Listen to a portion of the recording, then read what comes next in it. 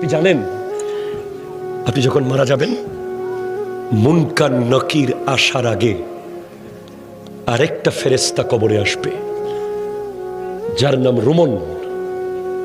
সে আপনাকে বসাবে, বলবে লেখো উকতুব আমালাক, তোমার ৬০ বছর কি কি করেছো প্রত্যেকটা মুহূর্ত লিখে দাও।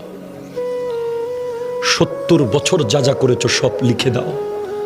৯০ বছর যা যা করেছো সব লিখে দাও।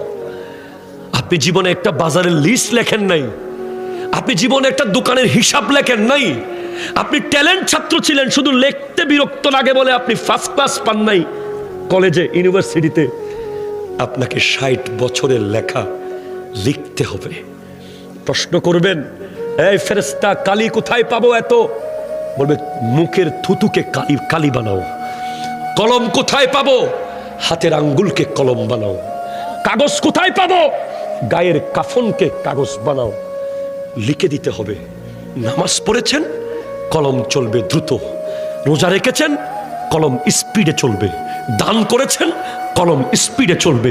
মা বাবার খিদমত করেছেন, কলম দ্রুত চলবে। সুদ খেয়েছেন, কলম চলবে না। ঘুষ খেয়েছেন, কলম চলবে না। জুলুম করেছেন, কলম চলবে না। মিথ্যা বলেছেন, কলম চলবে না।